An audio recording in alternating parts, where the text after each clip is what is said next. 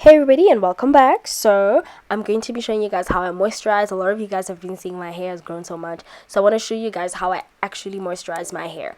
Okay, a lot of you guys always text me, DM me and say, oh my gosh, your hair's dry, it's not growing, and I'm confident that's because you don't have a consistent moisturizing regimen.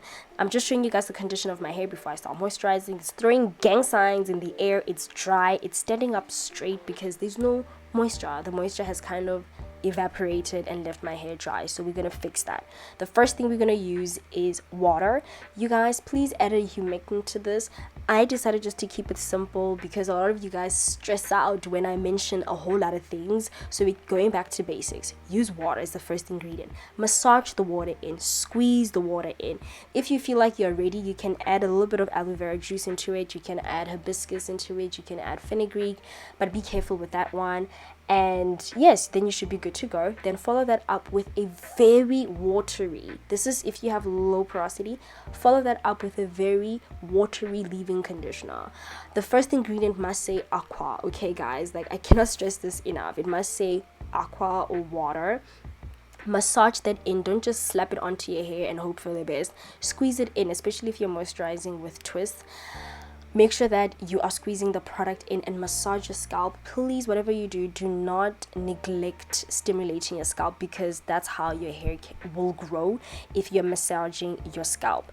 Then make sure that you're using penetrative oils if you have low porosity hair. In my bottle, I have grapeseed oil and avocado and some spices. Then make sure that again you are treating your ends with the best care. You're gentle because your ends are the oldest part of your hair and you want to make sure that you are giving them extra love.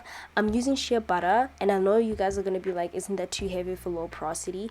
For this specific video, I use products that are just like made out of water, so using shea butter is not going to hurt my hair, and I was in a rush. You can whip your shea butter, add a few things just to make it a bit lightweight so that your low porosity hair can be able to handle it, but mine should be just fine. I've used shea butter for like a long time. That's how I've been growing my hair.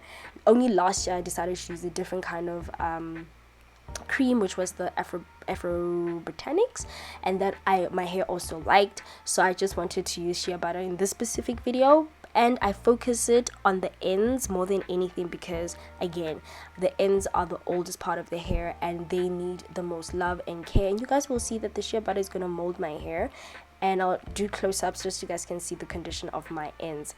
Again, my ends don't have splits because I actually take care of them and I stay away from heat and all that kind of good stuff, and I moisturize correctly more than anything, and I keep them tucked away. That's the most important thing, keeping your ends tucked away. They're fragile guys, they're brittle.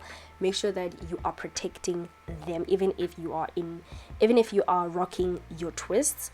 If you have low porosity hair, please keep in mind that your hair is lipophilic, which means that it prefers oils over water.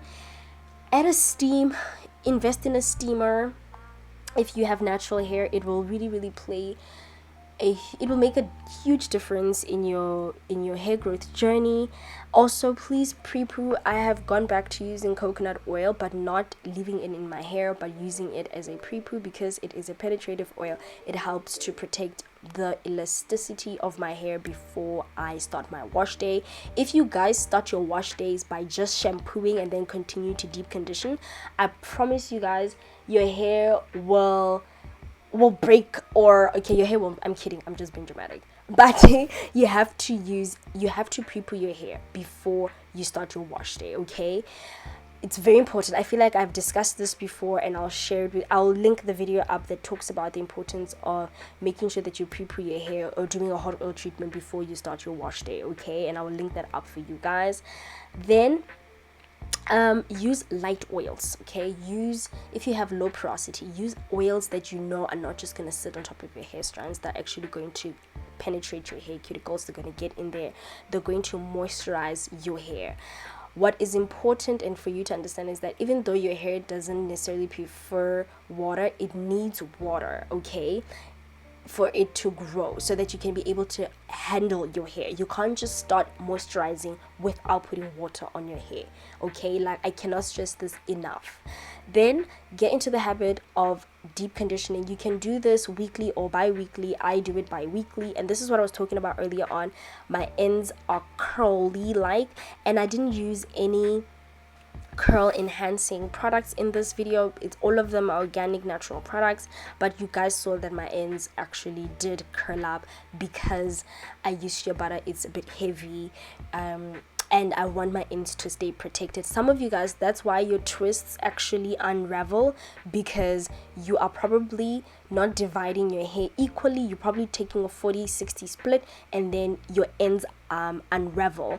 Or you are taking 50-50, but you're not sealing your ends with a heavy product, so that it can actually curl up and somewhat like clump together, if that makes sense, so that it stays there and it doesn't undo.